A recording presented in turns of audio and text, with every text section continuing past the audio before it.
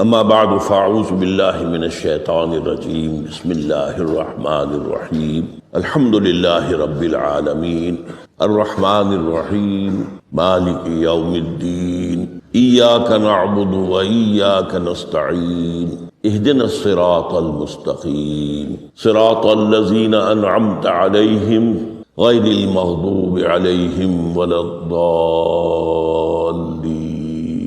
آمین ما اصاب من مصیبت الا باذن اللہ ومن یؤمن باللہ یہد قلبہ واللہ بکل شیء علیم وقال عز وجل كما ورد في سورة الحديد ما اصاب من مصیبت في الارض ولا في انفسكم الا في كتاب من قبل ان نبرأها ان ذلك على الله يسير لكي لا تعصوا على ما فاتكم ولا تفرحوا بما آتاكم والله لا يحب كل مختال فخور وقال عز وجل كما ورد في سورة الانشراح ان مع العسر يسرا ان مع العسر يسرا صدق الله العظيم. وعن ابي العباس عبد الله بن عباس رضي الله تعالى عنهما قال كنت خلف النبي صلى الله عليه وسلم يوما فقال يا غلام اني اعلمك بكلمات احفظ الله يحفظك احفظ الله تجده تجاهك اذا سألت فاسأل الله واذا استعنت فاستعن بالله واعلم ان الامة لو اجتمعت على ان ينفعوك بشيء لم ينفعوك الا بشيء قد كتبه الله لك وان اجتمعوا على ان يضروك بشيء لم يضروك الا بشيء قد كتب الله عليك رفعت الاقلام وجفت الصحف. رواه الترمذی رحمہ اللہ وقال حدیث حسن صحیح. وفي رواية غير الترمذی احفظ الله تجده امامك تعرف الى الله في الرخاء يعرفك في الشدة واعلم ان ما اخطاك لم يكن ليصيبك وما اصابك لم يكن ليخطئك واعلم ان النصر مع الصبر وان الفرج مع الكرب وان مع العسر يسرا. رب اشرح لي صدري ويسر لي امري واحلل عقدة من لساني يفقهوا قولي. اللهم ربنا الهمنا رشدنا واعذنا من شرور انفسنا. اللهم ارنا الحق حقا وارزقنا اتباعه وارنا الباطل باطلا وارزقنا اجتنابه. آمین یا رب العالمین. یہ حدیث نمبر 19 40 نبوی کی روح دین کے اعتبار سے ایک بہت ہی اہم مسئلے سے بحث کرتی ہے. اس کے راوی ہیں حضرت عبداللہ ابن عباس جن کی کنیت ہے ابو العباس، یعنی ان کے والد کا نام بھی عباس ہے، ان کے بیٹے کا نام بھی عباس ہے. عن ابی العباس عبداللہ ابن عمر ابن عباس رضی اللہ تعالی عنہما.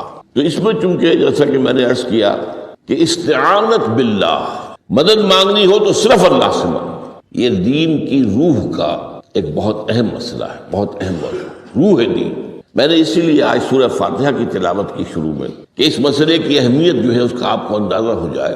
سورہ فاتحہ جو ہماری نماز کا جزو لازم ہے، حدیث نبوی ہے لا صلاۃ لمن لم یقرأ بفاتحۃ الکتاب، سورہ فاتحہ کے بغیر کوئی نماز نہیں. ہر رکعت میں ہم پڑھتے ہیں، یا یہ دوسری بات ہے فقہ حنفی کے مطابق امام پڑھتا ہے اگر جہری انداز میں تو گویا کہ پوری جماعت کی طرف سے ادائیگی ہوئی. لیکن اس پہ اتفاق ہے کہ سورہ فاتحہ ہی اصل نماز ہے. اسی لیے ایک حدیث میں جو مسلم شریف میں آئی ہے حضرت ابو ہریرہ سے سورہ فاتحہ کی تجزیہ کیا گیا ہے مضامین کا، اور وہ حدیث قدسی ہے. قسمت الصلاۃ بینی و بین عبدی نصفین، اللہ فرماتا ہے میں نے نماز کو اپنے اور اپنے بندے کے درمیان برابر برابر تقسیم کر دیا. بندہ کہتا اب اس کے بعد ساری تفسیر سورہ فاتحہ کی ہے. صلاۃ کہا قسمت الصلاۃ بینی و بین عبدی نصفین، تو ہم تو صلاۃ میں سورہ فاتحہ بھی ہے، پھر اس کے بعد کچھ ہم اور قرآن مجید کی آیتیں پڑھتے ہیں، پھر رکوع بھی ہے، پھر سجود بھی ہے، قیام بھی ہے اور قاعدہ بھی ہے، سب ہے. صلاۃ تو منہ کا، لیکن یہ کہ اصل صلاۃ سورہ فاتحہ. چنانچہ اس حدیث میں تجزیہ کیا گیا ہے. جب بندہ کہتا ہے، میرا بندہ یہ کہتا ہے الحمدللہ رب العالمین، تو میں یہ کہتا ہوں، اللہ تعالیٰ یہ فرماتا ہے حمدنی عبدی، میرے بندے نے میری حمد کی، تعریف کی، ثنا کی. جب بندہ کہتا ہے الرحمن الرحیم، میں کہتا ہوں، اللہ کہتا ہے اثنا علی عبدی، میرے بندے نے میری ثنا کی. اور جب بندہ کہتا ہے مالک یوم الدین، تو اللہ فرماتا مجدنی عبدی، میرے بندے نے میری بزرگی بیان کی۔ تو یہ سارا میں اس لیے آپ کو حوالہ دے دیا ہے۔ آج میں سورہ فاتحہ کا درس نہیں دے رہا ہوں، پوری بات نہیں سنا رہا کہ اصل نماز سورہ فاتحہ۔ اب سورہ فاتحہ میں 7 آیتیں ہیں اور عجیب ترتیب ہے، 3 آیتوں پر ایک جملہ بنتا ہے۔ الحمدللہ رب العالمین الرحمن الرحیم مالک یوم الدین، آیتیں 3 جملہ 1، پھر 3 آیتوں پر ایک جملہ ہے آخر میں، اہدنا الصراط المستقیم صراط الذین انعمت علیہم غیر المغضوب علیہم ولا الضالین، آیتیں 3 جملہ 1۔ درمیانی آیت ہے 4 نمبر کی، ایاک نعبد و ایاک نستعین، یہ ہے در حقیقت مرکزی آیت، مرکزی ہو گئی، 3 ادھر 3 ادھر، پھر وہ 3 ایک جملہ، آخری 3 ایک جملہ، اور یہ ایک آیت میں 2 جملے ہیں۔ ایاک نعبد بھی مکمل جملہ ہے، وہ ایاک نستعین بھی مکمل جملہ ہے، اور یہیں پر سورہ فاتحہ کی وہ تقسیم ہوتی ہے آدھی، 3.5 آیتیں ادھر ہیں، الحمدللہ رب العالمین الرحمن الرحیم مالک یوم الدین ایاک نعبد۔ اب واو آ گیا، یہ واو ایسے ہے جیسے کہ آپ ترازو کو پکڑتے ہیں، مٹھ اس کی جو ہے۔ اب 3.5 آیتیں ہیں، وَإِيَّاكَ نَسْتَعِينُ اهْدِنَا الصِّرَاطَ الْمُسْتَقِيمَ صِرَاطَ الَّذِينَ أَنْعَمْتَ عَلَيْهِمْ غَيْرِ الْمَغْضُوبِ عَلَيْهِمْ وَلَا الضَّالِّينَ۔ یہ جو مرکزی آیت ہے اس میں 2 باتوں کا ذکر ہے۔ ایاک نعبد، ایک تو ہم اقرار کرتے ہیں کہ اللہ ہم صرف تیری ہی بندگی کرتے ہیں اور کرتے رہیں گے، یہ حال اور ماضی، حال اور مستقبل دونوں کو محیط ہے، اور دوسرا وَإِيَّاكَ نَسْتَعِينُ، اور صرف تجھ ہی سے مدد مانگتے ہیں اور مانگتے رہیں گے۔ یہ گویا کہ دین کا ایک مرکزی نقطہ ہے، جو صلاۃ کا مرکزی نقطہ ہے وہی در حقیقت دین کا مرکزی نقطہ۔ اب ہم اس پر غور کر چکے ہیں، 40 نبوی کی حدیث نمبر 3 جو ہے وہ اس پر ہے، ایاک نعبد، اس میں گفتگو ہو چکی ہے تفصیل سے کہ عبادت کا تصور کیا ہے، جس کے لیے انسان کو پیدا کیا گیا، وما خلقت الجن والانس الا لیعبدون، اور تمام رسولوں کی دعوت کا مرکزی نقطہ ان اعبدوا اللہ ما لکم من الہ غیرہ، زندگی آمد برائے بندگی، زندگی بے بندگی شرمندگی۔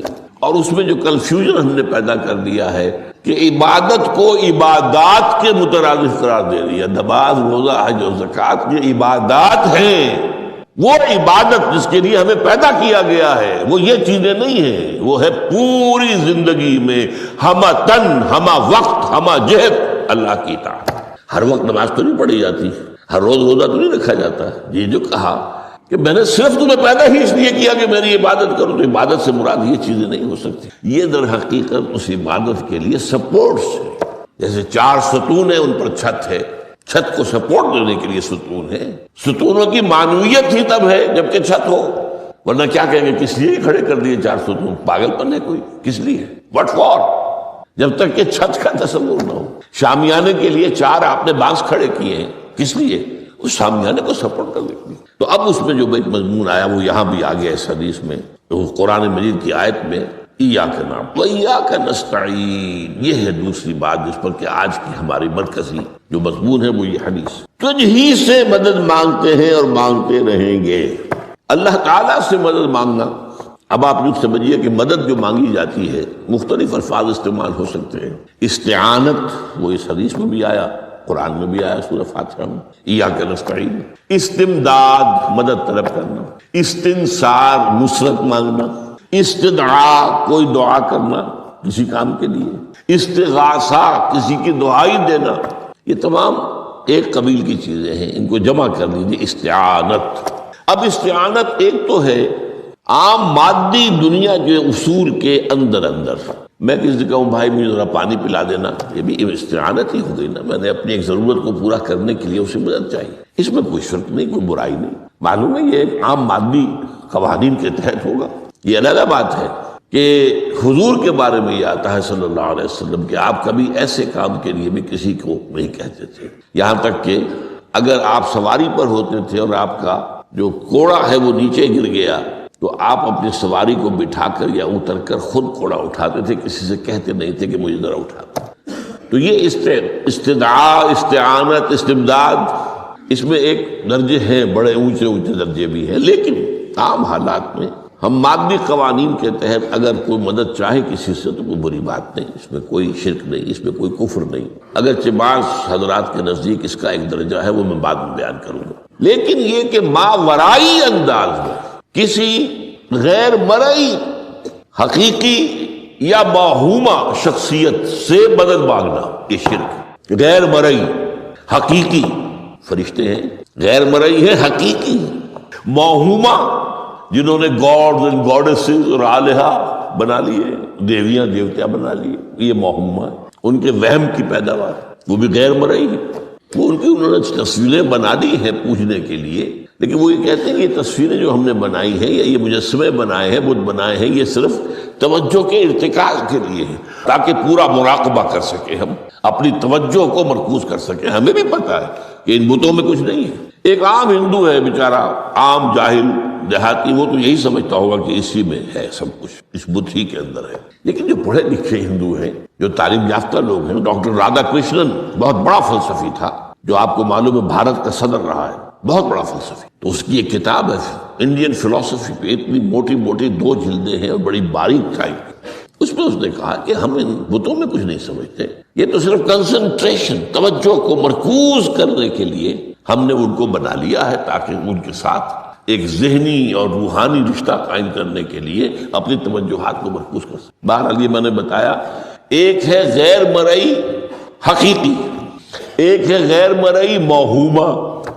غیر مرئی حقیقی میں فرشتے بھی ہیں، معلوم ہے یہاں موجود ہیں، کرامن کاتبین ہیں، لیکن میں یہ نہیں کہہ سکتا کہ ذرا میری یہ مشکل دور کر دوں، اس فرشتے سے میں مخاطب نہیں ہو سکتا، یہ شرک ہو جائے۔ حالانکہ ہمیں معلوم ہے فرشتہ ہے، فرشتے تو اس وقت ہمارے اس مجمع کو گھیرے ہوئے ہیں۔ حضور کی حدیث ہے، مجتمع قوم فی بیت من بیوت اللہ یتلون کتاب اللہ ویدارسونہ بینہم الا حفتہم الملائکہ وغشیتہم الرحمہ۔ جب بھی کبھی میرے گھروں میں سے کسی گھر میں میرے بندے جمع ہوتے ہیں قرآن کو پڑھنے اور سمجھنے کے لیے، سمجھنے سمجھانے کے لیے، تو فرشتے ان کے گرد گھیرا ڈال دیتے ہیں اور ان پر رحمت چھا جاتی ہے اور سکینت ان پر آسمان سے نازل ہوتی ہے، اور اللہ تعالیٰ ان کا ذکر کرتا ہے فی من عندہ۔ دیکھو اے فرشتوں، تم تو کہتے تھے نا کہ اے اللہ تو یہ خلیفہ بنانے چلا ہے آدم، یہ تو دنیا میں فساد مچائے گا، دیکھو وہ میرے بندے وہ کیا کر رہے ہیں۔ اللہ تعالیٰ ذکر کرتا ہے ان کا اپنی اس مجلس میں، وہ جو ملائے اعلیٰ کی مجلس ہے، جو اللہ تعالیٰ کے قریب ترین جو فرشتے ہیں ان میں، تو فرشتے ہیں لیکن مدد نہیں مانگی جا سکتی۔ اسی طرح اب ذرا مسئلہ دوسرا وہ مختلف ہی ہو جائے گا۔ میں نے پہلے وہ بات کی جس میں اختلاف کا امکان ہے، فرشتے تو ہیں، ان پر ہمارا ایمان ہے، اور اصل میں ایمان بالملائکہ ہی کی شکل بگڑی ہے۔ یہ جو گاڈز اور گاڈیسز بنا لیے گئے اور دیوی اور دیوتا بنا لیے گئے اور آلہہ بنا لیے گئے، ملائکہ ہی کی، ملائکہ کو اللہ نے ایک ایک کام کے اوپر معمور کیا ہوا ہے۔ یہ پہاڑوں کا فرشتہ ہے، یہ بارش کا فرشتہ ہے، یہ فلاں کا فرشتہ ہے، انہوں نے انہی کو دیوتا بنا لیا۔ بس غلطی کیا لگی کہ ان کا کوئی اختیار بھی ہے۔ ہمارا ایمان کیا؟ فرشتوں کا اختیار کوئی نہیں، یفعلون ما یؤمرون، جو اللہ حکم دیتا ہے کرتے، ان کا کوئی اختیار۔ بس یہ باریک سا پردہ ہے، یہی ایمان بالملائکہ بن گیا ہے، دیویوں دیوتاؤں کی شکل اختیار کرنی۔ عرب کے لوگ خدا کی بیٹیاں کہتے تھے ان کو، یہ فرشتے خدا کی بیٹیاں ہیں، ان کے نام پر لات، یہ مؤنث نام ہے، لات، عزا عزیز کا مؤنث ہے، منات یہ سب مؤنث نام، یہ دیویاں ہیں، یہ اللہ کی بیٹیاں ہیں، فرشتے ہیں اصل۔ تو میں نے کہا کہ پہلے میں نے بات کی ہے وہ غیر مرئی کہ جو یقینی ہیں، متفق علیہ ہیں، فرشتے ہیں۔ ایک ہے مختلف فی، وہ یہ ہے کہ اولیاء اللہ کی ارواح بھی، ان کو بھی یہ، اگر یہ قول امام الہند شاہ ولی اللہ دہلوی کا نہ ہوتا تو میں کبھی اس کو تسلیم نہ کرتا۔ ان کا قول ہے کہ اللہ تعالیٰ اپنے جو بڑے محبوب بندے ہوتے ہیں ان کے انتقال کے بعد ان کی ارواح کو بھی فرشتوں کے جو درجہ اسفل ہے، سب سے نچلے درجے کے جو فرشتے ہیں ان میں شامل کر دیتے ہیں، اور اللہ کے احکام کی جیسے تنفیذ وہ فرشتے کرتے ہیں وہ بھی کرتے ہیں۔ اب یہ مختلف ہی مسئلہ ہو گیا، سب کے نزدیک نہیں ہے ایسا، لیکن یہ کہ بعض کے نزدیک شاہ ولی اللہ کہہ رہے ہیں تو اس کو تو ہم اٹھا کر ردی کی ٹوکری میں تو نہیں پھینک سکتے بات، لیکن ان کو بھی نہیں پکارا جائے گا۔ وہ ہے، وہ بھی اللہ کی سول سروس کے اندر بھرتی ہو گئے سول سروس ہے نا، اس کے کارڈرز ہیں ہمارے ہاں۔ پٹواری سے آپ چلیں گے تو ریونیو کا محکمہ جو ہے، پٹواری پر گرداور اور گرداور سے گرداور، قانون گو اور اس سے اوپر اور نائب تحصیلدار، یہ چلے گا۔ تو فرشتوں کے بھی گریڈ ہیں، طبقہ اسفل، طبقہ اعلیٰ۔ تو اگر اللہ تعالیٰ اپنے نیک بندوں کی ارواح کو بھی اس میں شامل کر دے تو ہمیں کیا اعتراض ہے؟ اور اس کو ماننے سے کوئی شرک لازم نہیں آئے گا۔ ہاں انہیں پکارو گے تو شرک لازم آ جائے گا۔ بات سمجھ رہے؟ باریک فرق. فرشتوں کو مانتے ہیں، پکار نہیں سکتے، مدد نہیں مانگ سکتے. اسی طریقے سے ان کو آپ مانتے بھی ہوں اگر کہ وہ ملائکہ کی آخری صف میں ان کو بھی اللہ نے بھرتی کر لیا ہے تو ٹھیک ہے. لیکن یہ کہ آپ اختلاف کریں، اختلاف بھی کر سکتے ہیں کہ اتنی بڑی بات کے لیے کوئی دلیل قرآن مجید سے ہمیں نہیں ملتی. فرض کیجئے کوئی شخص کہتا ہے، لیکن یہ کہ یہ ایک قول ہے، ایک محدث کا ہے. لیکن میں نے جو بات فرق جو بتا رہا ہوں، ان کو یہ مان لینا کہ فرض کیجئے شیخ عبد القادر جو ہے بغدادی گیلانی رحمۃ اللہ علیہ، ان کی روح اب کہیں آ سکتی ہے، الوا آ سکتی ہے، جیسے ملائکہ آ سکتی ہے. روح محمدی صلی اللہ علیہ وسلم آ سکتی ہے. لیکن ہم اس وقت محمد کو پکاریں گے نہیں. پکارا تو شرک ہو جائے گا، دعوت جب دعا کی تو شرک ہو جائے گا. تو یہ ذرا باریک سا فرق ہے جو ہمارے ہاں اس فرق کو نہ سمجھنے کی وجہ سے ہی یا تو انکار کر دیتے سرے سے، روح آ ہی نہیں سکتی، اور یا یہ کہ پھر ان سے دعائیں اور استدعاء اور استغاثہ، تو یہ دونوں میں جو ہے انتہا ہو جائے. اچھا، دنیا کے قانون کے تحت بھی جو میں نے کہا تھا، میں بتاؤں گا کہ اس کا بھی ایک مرتبہ ہے. آپ نے کسی شخص سے ایک کام کے لیے کہا، وہ کام دنیا کے قوانین کے تحت ہے. فرض کیجئے آپ کسی سے کہتے ہیں میری فلاں جگہ پر سفارش کر دیجئے، میرا یہ مسئلہ ہے، 100% درست ہے، لیکن یہ کہ فرض کیجئے کہ میرا جو مدعا علیہ ہے یا جو میرا مد مقابل ہے وہ چرب زبان ہے زیادہ، یا وہ اس نے کوئی لمبی چوڑی سفارش جو ہے فراہم کر دی ہے، تو آپ بھی میری بات رکھ دیں.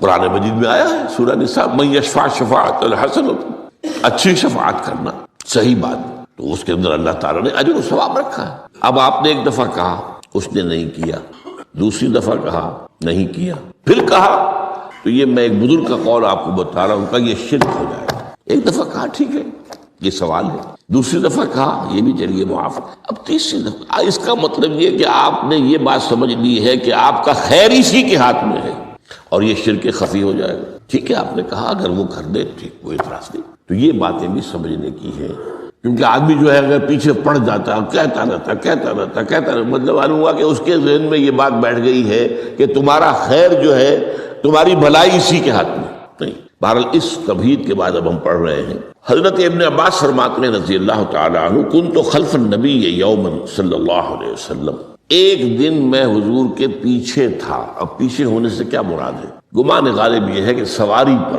جس کو ردیف بھی کہتے ہیں. واللہ عالم یہ بھی ہو سکتا ہے کہ چلتے ہوئے پیچھے چل رہے ہیں ادب کے ساتھ. چچا زاد بھائی ہیں لیکن عمر میں تو بہت چھوٹے ہیں، نوجوان ہیں. اس کیفیت میں حضور نے اب ان سے خطاب کیا، یا غلام، اے نوجوان، اے لڑکے کہا، اے لڑکے، وعلمک کلمات، میں تمہیں تلقین کرتا ہوں چند کلمات. اب یہ ہے حضور کا طریقہ تربیت و تعلیم و تزکیہ. وہاں کوئی مدرسے نہیں تھے، وہاں کوئی درس کی محفلیں تو نہیں ہوتی تھی. محفل تو ایک ہی ہوتی تھی ہفتے میں، اور وہ جمعے کا اجتماع ہے. باقی حضور کی صحبت ہے، فجر کی نماز کے بعد بھی آپ بیٹھے ہیں، صحابہ بھی بیٹھ کے ہیں، کچھ گفتگو ہو رہی ہے. اسی میں تربیت، اسی میں تعلیم، اسی میں تزکیہ. وہ علیحدہ ذکر کے حلقے جو ہے وہ ضربے مارنے کے لیے یہ تو نہیں تھے. یہ تو بات کی ایجاد ہے، میں تو سب مانتے ہیں کہ یہ بات کی ایجاد ہے، یہ مصنوع چیزیں نہیں. بہرحال حضور نے اے لڑکے یا اے بیٹے، جو بھی آپ اس کا ترجمہ کریں، میں تمہیں چند باتیں سکھاتا ہوں. مطلب کیا ہے؟ وعلمک کلمات، توجہ سے سنو، غور سے سنو، حفظ جان بنا لو. احفظ اللہ یحفظک، پہلا کلمہ، اللہ کی حفاظت کرو وہ تمہاری حفاظت کرے گا. اب اس سے مراد کیا ہے؟ عام طور پر سمجھا گیا ہے کہ اللہ کے احکام کی حفاظت کرو، کوئی حکم ٹوٹنے نہ پائے، وہ تمہاری حفاظت کرے گا. اور ایک مفہوم یہ بھی ہو سکتا ہے، اللہ کو اپنے دل میں محفوظ رکھو، اس کی یاد سے اس دل کو، اس خانہ قلب کو خالی نہ ہونے دو، مستحضر رکھو اللہ کو اپنے دل میں، تو اللہ تمہاری حفاظت کرے گا، اللہ تمہیں یاد رکھے گا. اور حدیث قدسی میں یہ الفاظ آئے، میرا بندہ جب مجھے اپنے دل میں یاد کرتا ہے، میں بھی اسے اپنے دل میں یاد کرتا ہوں. جب میرا بندہ کسی محفل میں میرا ذکر کرتا ہے، میں اس سے کہیں بہتر محفل میں اس کا ذکر کرتا ہوں. اللہ کی محفل تو ملائے اعلیٰ کی ہے، ملائکہ مقربین کی ہے. وہ جو امیر خسرو کا شعر ہے، وہ پتہ نہیں کس کیفیت میں انہوں نے کہا ہے، خدا خود میر محفل بود اندر لا مکان خسرو، محمد شب محفل بود شب جائے کہ من بودم. اے خسرو، رات میں جہاں تھا، وہ رات کوئی کیفیت تھی جو گزری ہے، وہ ایک لا مکان کی محفل تھی. اب مکان نہیں ہے، لا مکان ہے، مادی نہیں ہے. وہ اس کی محفل میں میر محفل اللہ تھا اور شمع محفل محمد تھے صلی اللہ علیہ وسلم. خدا خود میر محفل بود اندر لا مکان خسرو، محمد شمع محفل بود شب جائے کہ مقبول۔ بہرحال اللہ کو تم اپنے دل میں مستحضر رکھو، اللہ تعالیٰ تمہیں بھی یاد رکھے گا۔ دوبارہ فرمایا احفظ اللہ تجدہ امامک تجاہک، اللہ کو یاد رکھو تو اپنے سامنے موجود پاؤ گے، جب چاہو دعا کرو۔ وہ جو بات کہا ہے کہ دل میں ہے، جب چاہو مخاطب ہو جاؤ۔ دل کے آئینے میں ہے تصویر یار، جب ذرا گردن جھکائی دیکھ لی، کہیں دور تو نہیں ہے۔ نحن اقرب الیہ من حبل الورید، تمہارے دل میں اللہ ہے تو کہاں جا رہے ہیں اس کو ڈھونڈنے کے لیے؟ اپنے دل میں۔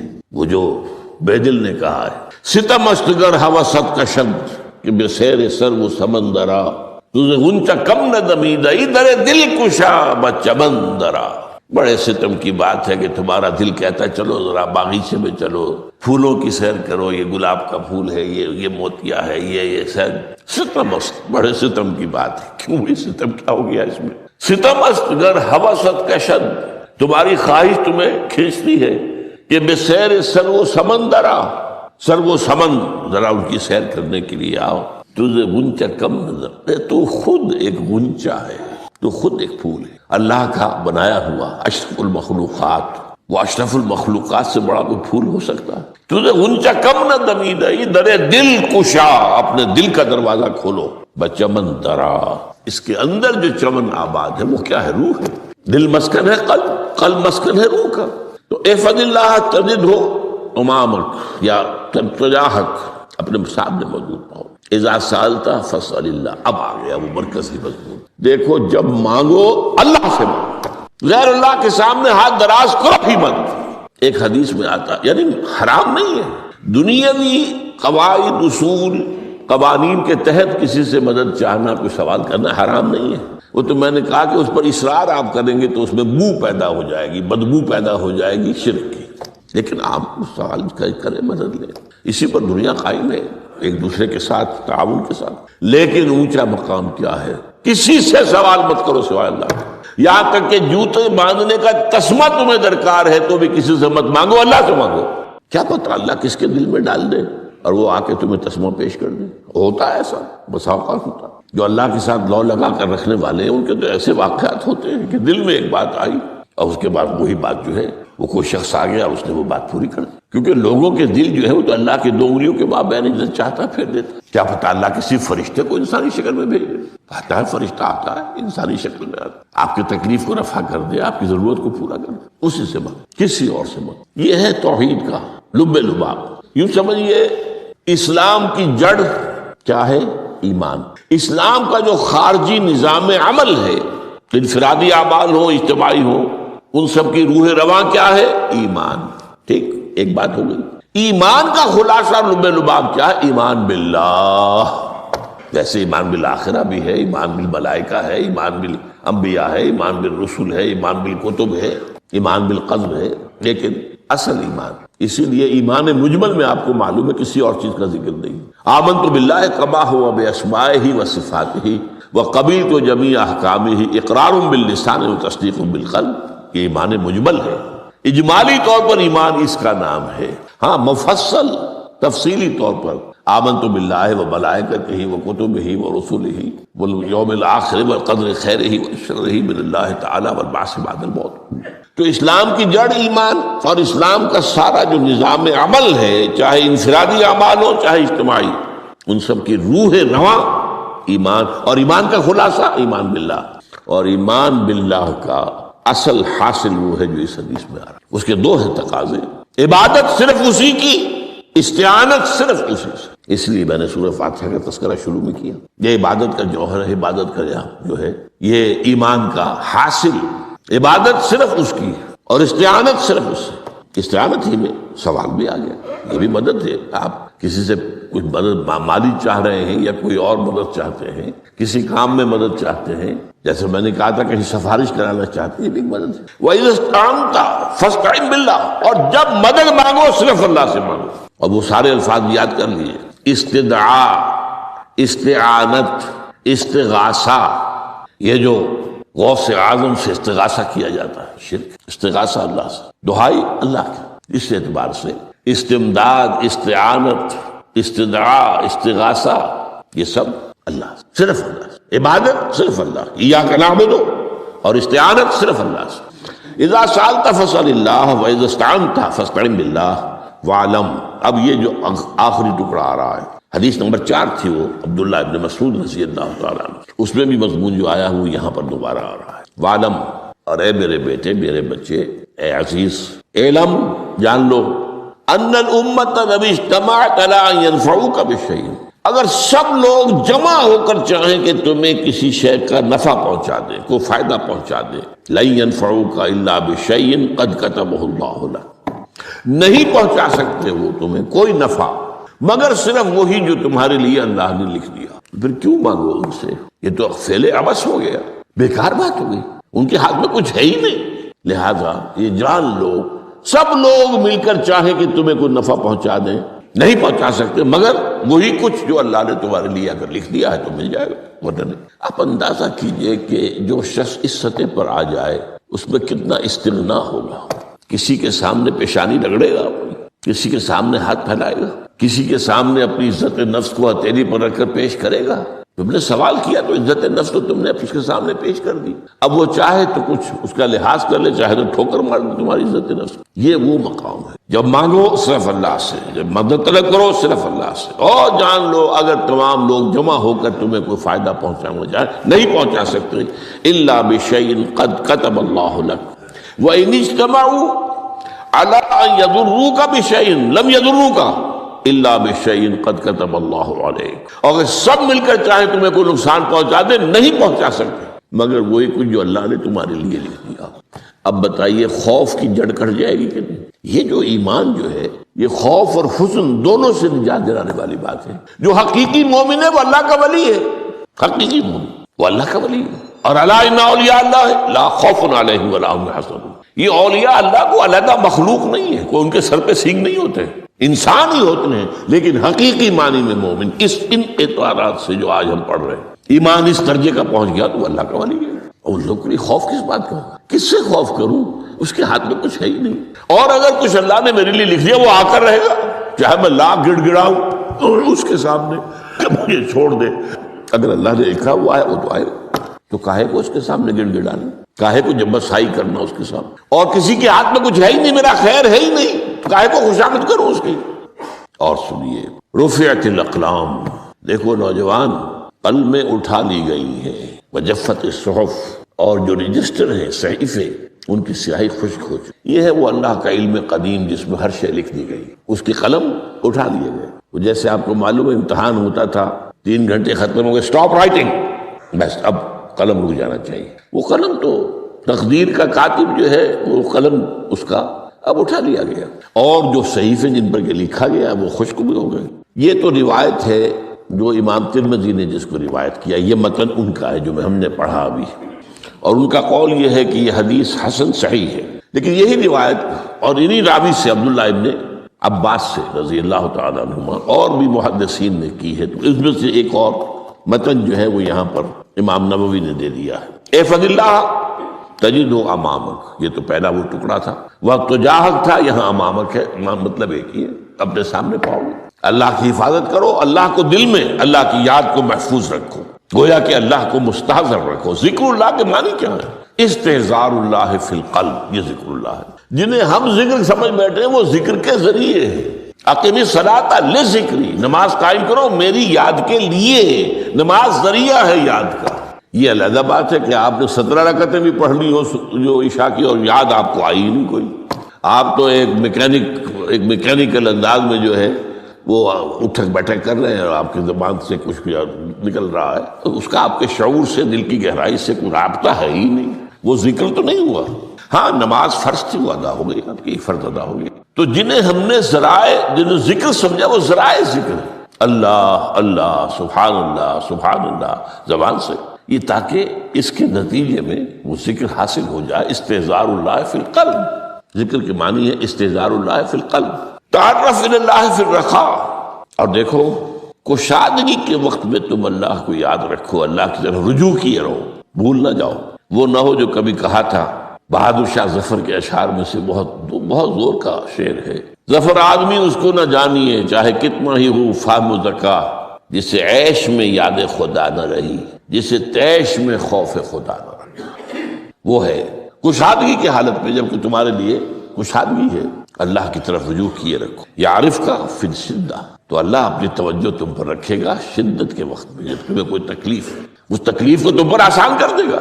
تکلیف تو آنی ہے، لکھی ہوئی ہے، وہ تو آئے گی، لیکن یہ کہ اللہ تعالیٰ اس کی شدت کو، ایک ہی چیز ہے جس کو ایک انسان بہت شدت کے ساتھ محسوس کر رہا ہے، دوسرا آدمی اتنا نہیں محسوس کر رہا ہے، احساس کا معاملہ ہوگا نا۔ وہ تو اصل میں اگر انسان کی نروز کٹی ہوئی ہے تو احساس ہوگا ہی نہیں، سرے سے ہی نہیں ہوگا۔